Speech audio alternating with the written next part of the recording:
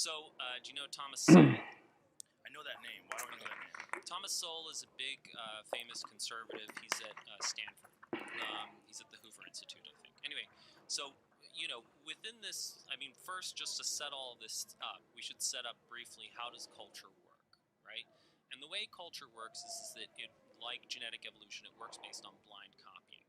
So what ends up happening is that you are in awe of people, right? You look up to people, and so you blindly copy the things they do.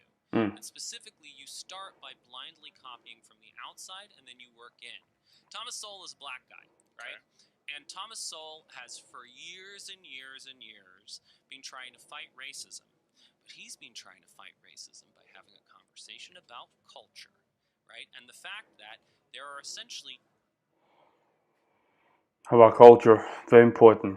Very important. This is not the first time that I hear about Thomas Sowell, so this will be interesting. I missed this clip before. Two different sort of, we're speaking broadly here, right? But this is for the purposes of communication. We're going to tell a simple story to start off with, right? So, broadly speaking, he puts two different cultures of people with dark skin next to each other. And one culture is these people from the West Indies, and one culture is this group of people who grew up in the South with slavery and all that sort of stuff. Now, what one group, the West Indies group, does really well. So a lot of the successful black people like Colin Powell, are originally from that cultural heritage. The other group is the group that you find in ghettos and African American communities and all of that sort of stuff. They don't do well, right? They don't get good education. They, shoot each other. There are all these sorts of things. And the reason why Sowell has been telling this story is because he's been trying to say, when liberals look at the people in ghettos, they say, racism. That's why they're not succeeding. Even when you say racism, I mean, the word itself, racism, is so far away, right? You cannot really reach, because in order for you to really fix the problem, the problem has to be tangible. Now, being tangible, I'm referring more to, just to give you an example, there's a bottle here, and I have in my hands. The problem is I want to drink that bottle. I just open the bottle, right? Problem resolved, right? It's tangible. Saying racism is a more untangible problem because it's so far away that how can we fix that, right? It's just people. You cannot really just go to the human mind and just change their opinion, whatever they think is different, right? And Sowell is saying, no, it's not. Because if you look at this group from the West Indies, they also came from the experience of slavery. There was slavery in the West Indies. They are also black, so they also face racism, and yet they do well. So it has to be something else. And that other thing is the fact that these black people who were in the South, there's always been a big question, were black people robbed of their culture, or did they preserve their authentic African culture? And what Sowell is saying is that they were robbed of their culture. And so they picked up the culture of the people around them. The people around them were rednecks. And if you look at the white redneck culture and the black redneck culture, they have a lot of the same values. They don't particularly respect education. They love Jesus. They use violence in their conflicts. And they, there's just, a lot of the same values and a lot of the same outcomes. And even Ebonics, which is, black English, is actually all from the west of England. So it's actually this, it's from the west. That's crazy. That is very interesting. That's really going deep into. That's really going deep into the sort of the problem. I love Jesus. I'm not saying that's wrong, right? But I understand when he's saying, Sowell's saying that these are similarities. And you can still say I love Jesus, but then behind the back of the church, you can do a lot of weird things. So that can come into that perspective, right? Where you can say, okay, I'm a Christian, but at the same time, let me just pretend and act like not such Christian, right? Very interesting where he went there. Wow. Of England. So, for example, if you go to places like Cornwall, there used to be this amazing these amazing ads on British TV, right, for this Devon custard or whatever, and they would always say, Devon knows how they make it so creamy, and they don't talk like this, right? And so it doesn't sound like Black English, but they do say things like, I be doing that, and we be doing this, and you be doing that, and they be doing that. And so there's that use of that copula be, right, where instead of saying I am, you are, he is, she is, they are, they just say I be, you be, we be, they be, which is the classic feature of Black English, African American vernacular English. Right. Now, the Interesting. point is that Mind blower. Mind blower. Now, let's imagine that. How do you think Rogan is not receiving it well. In my opinion, he's not receiving it well. He's entering a space that he doesn't really want to go. That's what I'm getting from this. that Thomas Sowell has been received by liberal America? Not well. Right. Well, Not well. And so, for example, Sowell has a book called Black Rednecks, White Liberals. Okay? And his whole point is that, if you actually, and, again, like Sowell is, he researches the shit out of this stuff. He really does his work.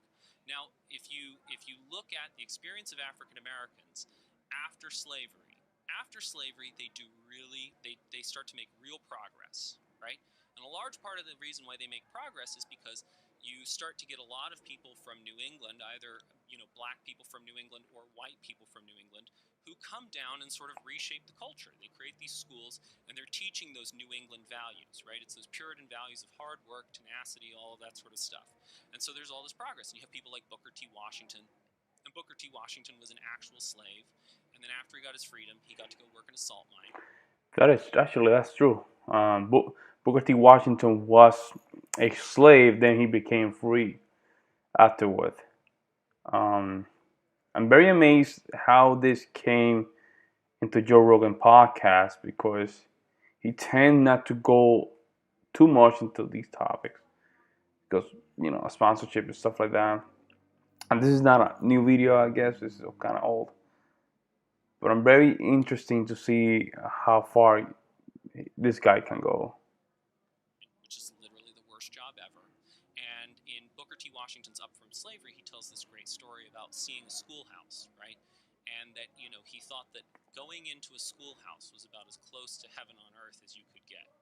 Like, this is a dude who wanted an education really, really badly. And that's a lot of what you find in the... And that changed a lot the attitude of someone that really wants to learn stuff. It's not the same with someone give you stuff, right, when you really want something from yourself. Back then, of course, having education was more like a privilege instead of a right, what we consider right now. So it's interesting to see a person that was a slave became free and very successful, like Booker T. Washington. Early black experience in, the post-slavery period. And in fact, blacks, before sort of World War II actually had higher rates of marriage than whites. All of these sorts of things that, are now supposedly a problem. And then there's this turnaround, right? The black experience starts to go south. Civil right? rights. It starts to get worse. And what year is this around? This is post-World War II, right? So 1950s, 1960s. So post-slavery, black people experience a rebounding. They're starting to make some progress. There's ambition. Progress. Yeah. And I mean, if in terms of books to read, like, because a large part of what I'm trying to do in general is really let's move to the place of all people are created equal. Like, let's remove all these stupid distinctions, right, and really live that principle. And the problem is that in order to really live that principle, you need a new narrative that beats slavery.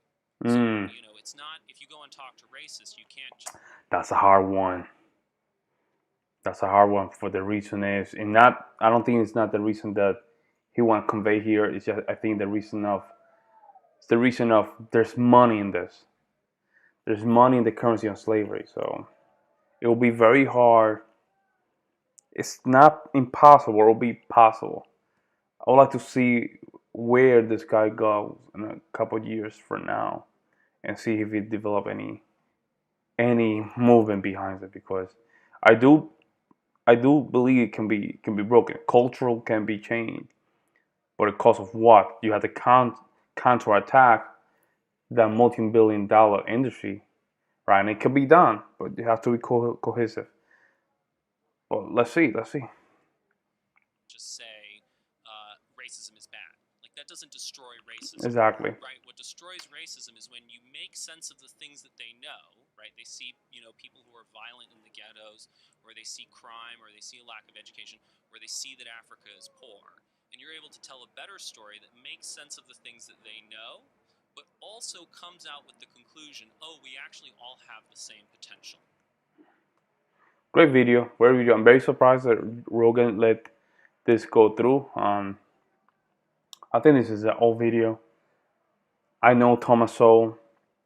I was introduced to him 2015, I would say.